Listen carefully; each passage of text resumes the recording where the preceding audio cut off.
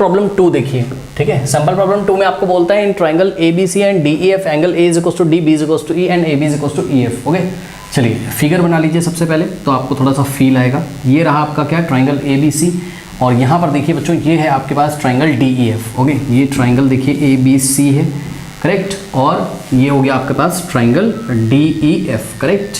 तो ये दो ट्राइंगल्स हैं आपके पास, कह रहा है angle A is equal to angle D। Okay, तो ये देखिए ये एंगल A किसके इक्वल है बताइए, एंगल D के, ऐसा क्वेश्चन में बोला है। उसके बाद एंगल BE के इक्वल है, तो angle B is equal to what, angle E।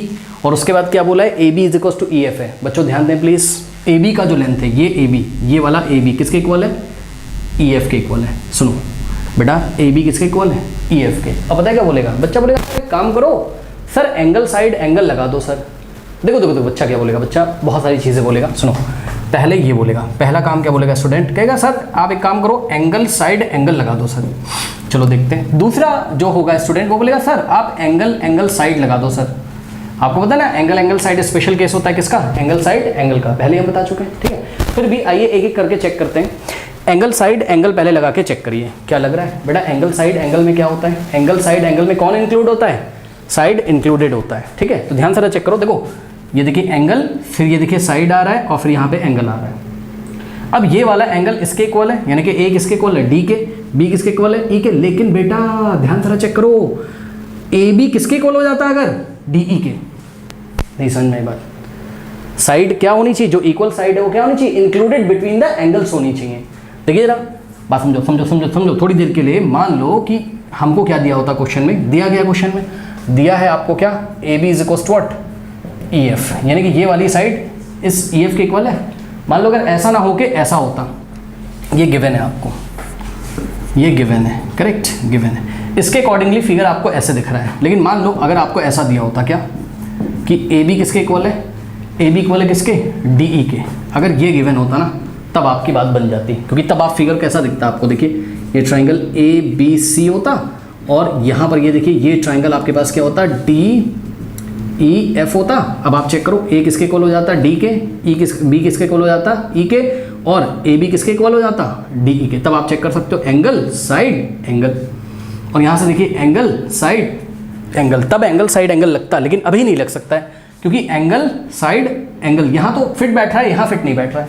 Check करो एंगल, फिर यहाँ पे देखो ये वाली साइड नहीं आ पाएगी, DE AB के इक्वल थोड़ी ना दिया हुआ है, बात समझ नहीं है। तो ये चीज़ है। तो हम इस चीज़ को कैसे लिखेंगे, कैसे काउंटर करेंगे, हम इस चीज़ को कैसे गलत करेंगे, गलत का मतलब है हम इस चीज़ को कैसे बोलेंगे कि ज़रूरी नहीं है कि ट्राइंगल ABC किसके कॉन्ग्रेंट हो, ट्राइंगल DEF के। हो भी सकता होगा, हमें नहीं पता, लेकिन क्या ज़रूरी है वो कॉन्ग्रेंट हो जाए, तो ऐसा ज़रूरी नहीं। कारण क्या है, कारण यह है बेटा AB किसके करस्पॉन्ड है, DE के, सही है। तो AB DE के इक्वल देना चाहिए था ना, AB EF के करस्पॉन्ड थोड़ी ना है बेटा, सही है ना। तो इसका रीज़न क्या है कि these two triangles need not to be congruent. Why? What is the reason? The reason is कि AB जो है ज़रूरी थोड़ी ना, सॉरी AB जो है वो EF के करस्पॉन्डिंग, सॉरी AB जो है वो EF के करस्पॉन्ड नहीं है, बात समझ में, ये इसका रीज़न है, कोई डाउट है, ठीक है। तो बस ये सिंपल सी बात है। ओके, ये पहली बात है जिससे ये फेल कर गया क्या लगाने में, एंगल साइड एंगल लगाने में फेल कर गया। अब कह रहा सर एंगल साइड लगा दो, ठीक। हमने कहा ठीक है और ट्राई करते हैं एंगल साइड। कह रहा सर कोई भी दो एंगल इक्वल हो जाए और कोई एक साइड इक्वल हो जाए, बच्चा ये सोच रहा है, ठीक है। ये देखो ये वाला एंगल इसके इक्वल है, ये वाला एंगल इसके इक्वल है, और कोई भी एक साइड इक्वल है। ऐसा नहीं होता है। एंगल साइड में क्या होता था, दो एंगल लगातार आने चाहिए, उसके जस्ट बाद साइड आना चाहिए। यहाँ पे देखो, यहाँ पे तो फिट बैठ रहा है, एंगल देखो ये एंगल फिर साइड आ गया, लेकिन यहाँ पे तो नहीं फिट बैठ रहा है, एंगल फिर ये वाला साइड। हाँ समझो, एंगल साइड कब लगता, एंगल साइड कब लगता, एंगल साइड तब लगता बेटा, देखो एंगल A तो किसके इक्वल है, D के, B किसके इक्वल है, E के।